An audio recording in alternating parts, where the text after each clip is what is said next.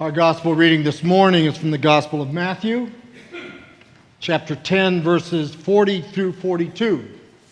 This finishes our 5-week look at Jesus' commissioning of his disciples to go out and to join him in his ministry.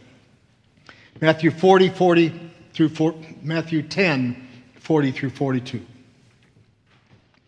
Whoever welcomes you welcomes me.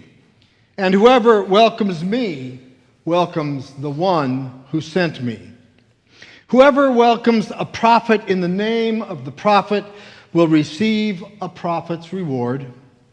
And whoever welcomes a righteous person in the name of a righteous person will receive the reward of the righteous.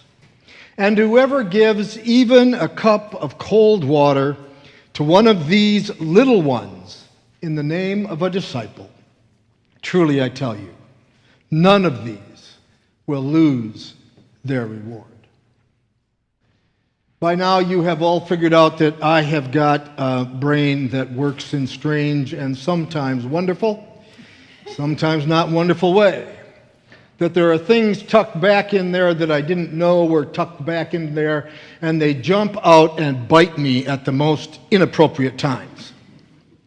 It is funny what sticks in one's memory. It's a long time since I've thought about Leonard Sly, although he is a common trivia question. But it's been even longer since I've thought about the sons of the pioneers. Still, when I read this morning, whoever gives even a cup of cold water, my mind immediately conjured up that old Western cowboy song sung by Roy Rogers, Leonard Sly, Roy Rogers, and the Sons of the Pioneers. Where that came from, I don't know, but I couldn't lose it. All day I've been faced with barren waste without the taste of water, cool water. Old Dan and I with throats burned dry and souls that cry for water, cool, clear water. In our reading this morning from Matthew, we come to the end of Jesus' commissioning of his disciples to become partners with him in his ministry.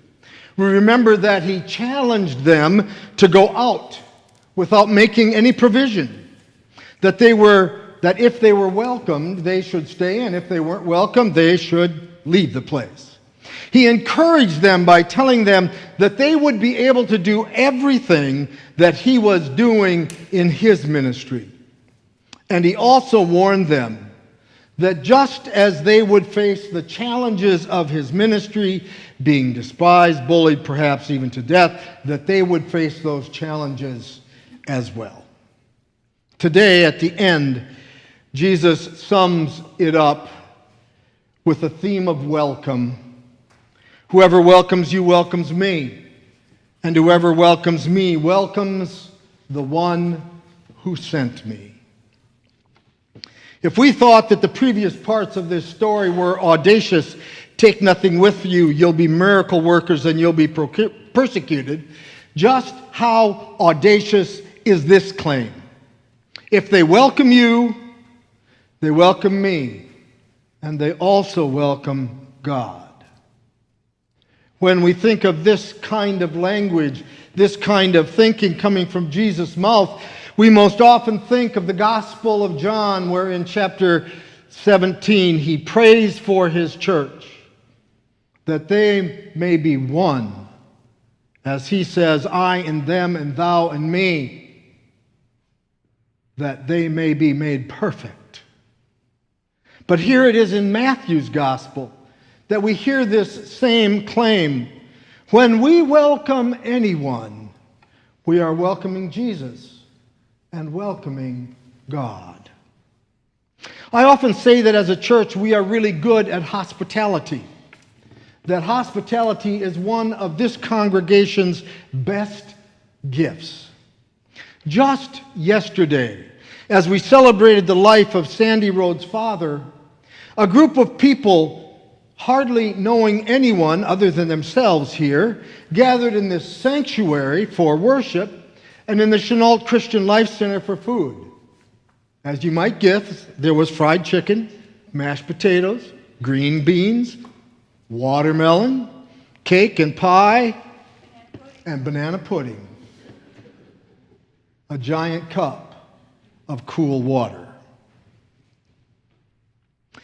If we are to believe Jesus, that was an action, that was a welcome that didn't just welcome the Rice family, but ultimately welcomed Jesus and welcomed God as well.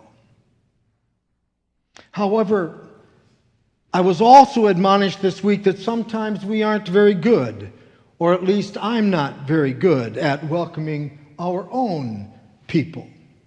That we come to expect that someone will be here, so a personal conversation may not be part of their worship experience. We see them, we expect them, we ignore them. And they feel like they have not been seen. So what they received was a cup of lukewarm, murky water. But this whole story this morning is not really about how we receive others or even how we are received by others. It really is about what will be received by the others when we share the story of our faith with those around us. The good news of Jesus Christ is a cup of cool water on a hot summer day. Keep it moving, Dan. Don't listen to him, Dan. He's a devil, not a man. And he spreads the burning sand with water. There are some of us who, when faced with challenges and difficulties, find our faith to be a mirage. We don't experience laying down beside still water. The waters in our lives are tumultuous, wave crashing upon wave. We don't drink the water of eternal life. We fail to sit at the well and allow Jesus to bring us the water that lives. We don't taste cool, clear water. We see that the water of solace that surrounds us, but it's not a reality for us. It's just a mirage of water hovering on the desert sand in the midst of our tumbling tumbleweeds. We don't sense the love and peace of the good news in our life. All we sense is the dryness of faith gone stale. It's easy for us to be like the prophet Elijah, who went out in the desert and cursed God, having his own private pity party and hoping to die. But do we, like Elijah, discover a cup of cool water waiting just for us? Jesus doesn't say it exactly this way, but I think he may have meant it this way. We will only enjoy a cup of cool water when we are more concerned about others than we are concerned for ourselves. That a cup of cool water is received in service. That a cup of cool water is the reward for faithful living, of sharing our faith, of following Jesus' call to carry on his ministry. It is the medication that balms faith that has become a mirage. It would be easy to transition here and talk about all the ways this church brings a cup of cool water into this community. We could talk about our WEF meals or the backpack snack program. We could talk about delivering food boxes and preparing meals at the soup kitchen. We could mention all the fine service agencies we support through our giving. On a morning like this, it would even be easy to transition and to speak of the ways the United States has been a cup of cool water in a thirsty world. Billions of dollars in foreign aid, billions more for social services, millions of lives cost in service. But I fear that in making either of those shifts to our church or our country, we could easily lose sight of our personal responsibility to both be a cup of water and to share our cup of water. I'm not sure who or what is to blame, but it seems to me that many, if not most of us, have lost a sense of personal responsibility. Things move so fast today, and the numbers have been so large that discouragement is almost inevitable.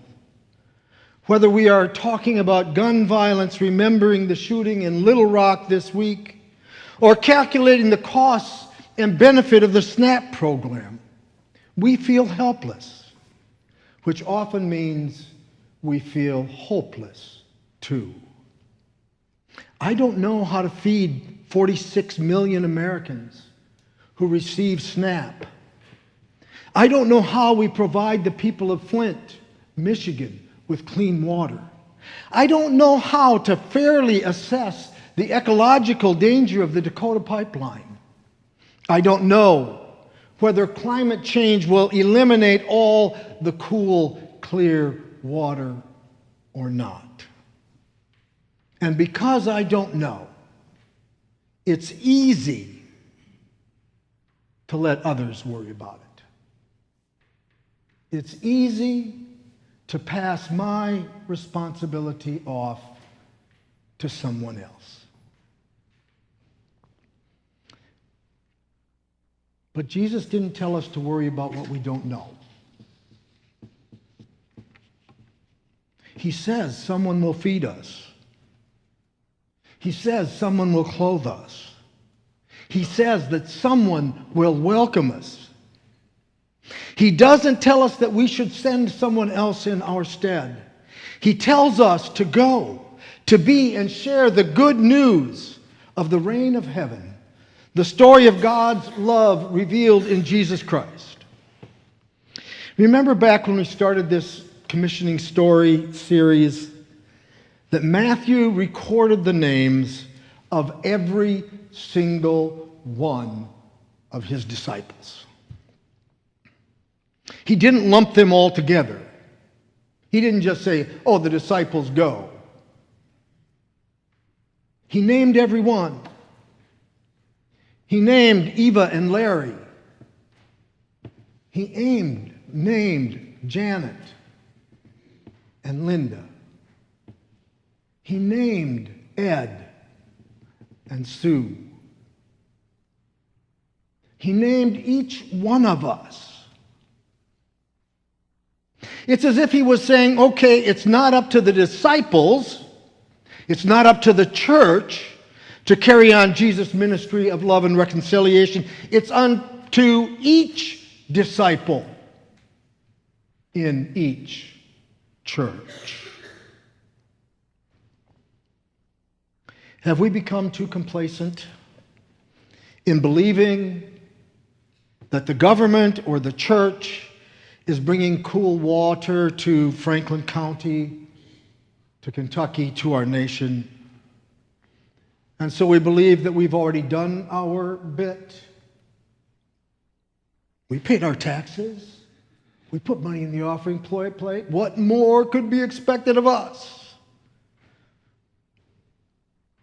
What is expected of us?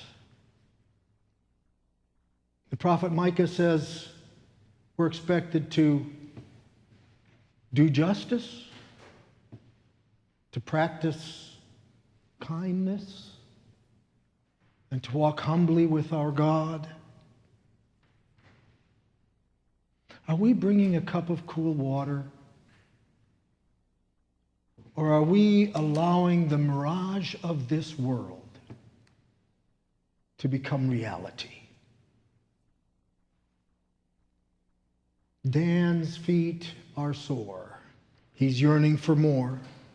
Just one more thing than water, cool, clear water. Like me, I guess, he'd like to rest where there's no quest for water. Cool, clear water. Until that day when the quest is done and God's will is done on earth as it is in heaven, we must be the bearers of good news. We must be the good news. Each one of us, a cup of clear, cool water. Amen.